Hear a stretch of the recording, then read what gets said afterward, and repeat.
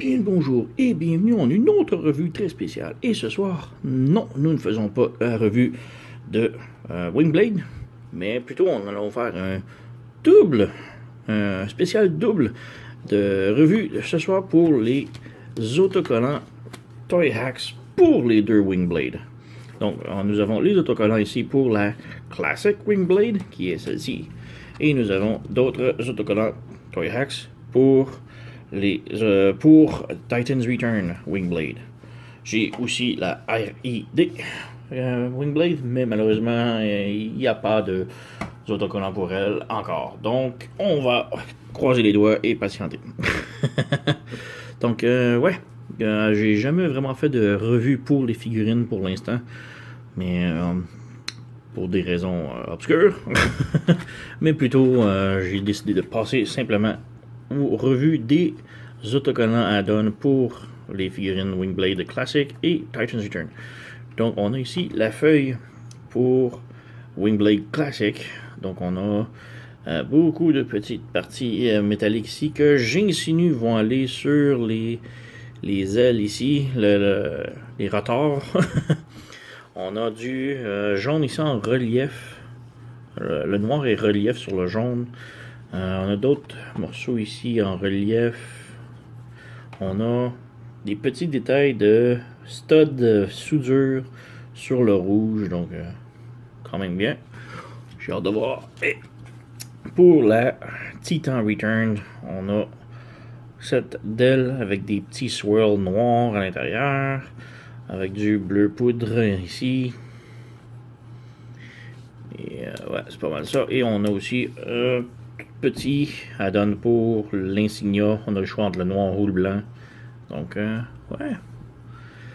Pour les figurines, on va juste jeter un petit coup d'œil aux figurines sans les autocollants. On va lui enlever son épée, la serrer, enlever son sheet, son carquois d'épée.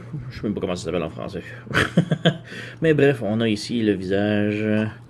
Ouais. Quand cette figurine-là est sortie, elle était absolument géniale. Mais ensuite, la RID est sortie et la Titan Return qui, waouh, la surclasse tellement. Donc, ouais, détail, les ailes noires, les bras noirs avec les avant-bras rouges, les cuisses vides, les pattes vides.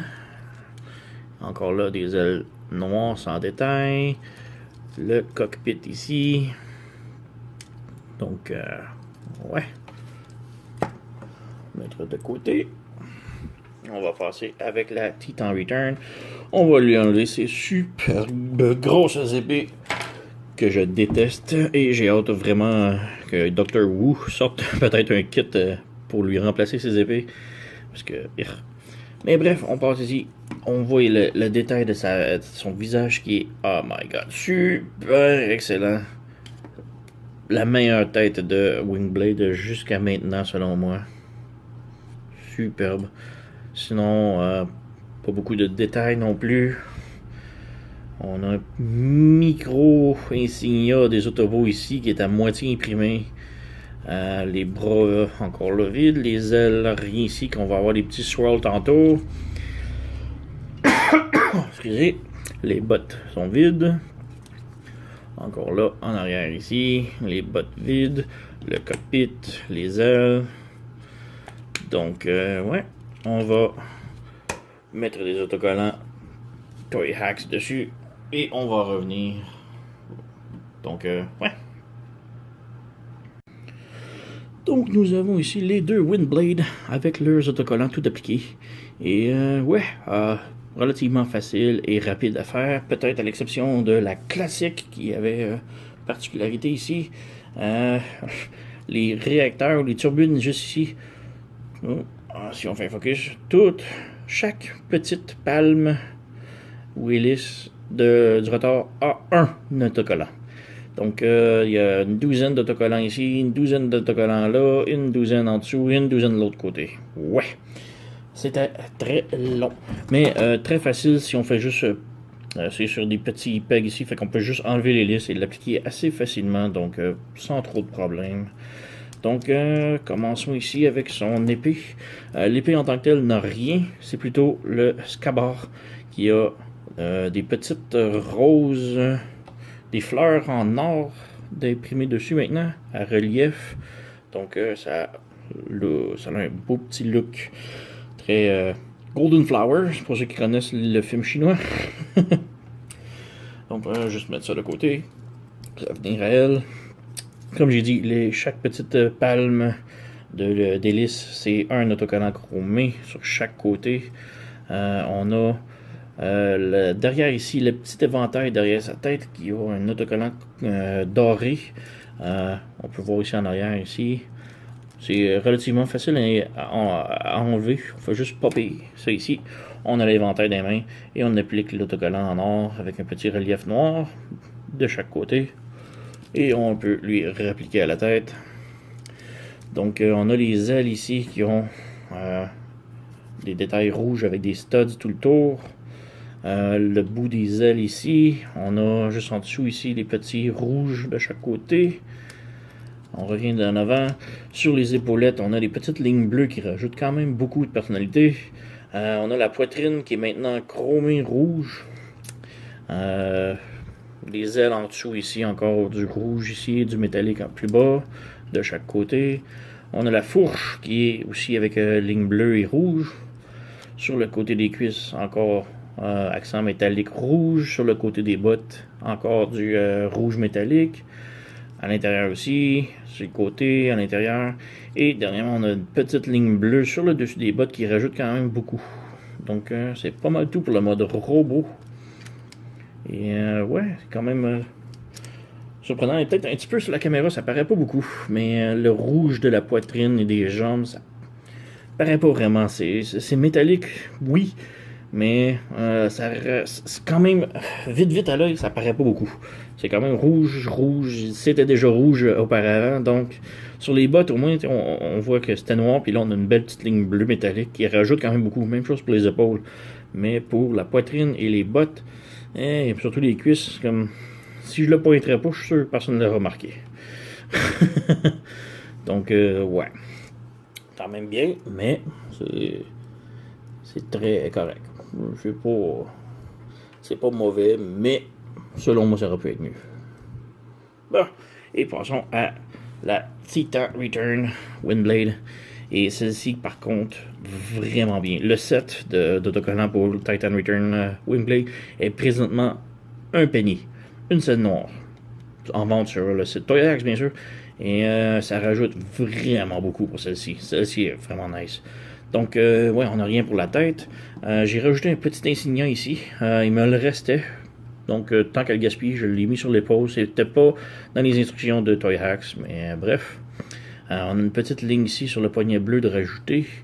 On a les ailes ici avec des petits swirls noirs de chaque côté. Et même chose dans le dos aussi avec des swirls noirs sur les ailes. Les turbines ici, on a du petit accent bleu de chaque côté. Encore swirl. Sur le nez du jet, on a un petit insignia Autobo chromé. Et revenons en avant. Sur les abdominaux, on a maintenant des accents bleus qui rajoutent vraiment beaucoup. C'est vraiment nice. J'adore ces lignes-là. C'est le genre de détails que j'adore. Juste en haut de cette culotte, on a de l'accent chrome et bleu ici. Sur les cuisses, on a des petites flammes rouges. Sur les petites ailes ici, encore des petites flammes rouges de chaque côté et de l'autre côté aussi.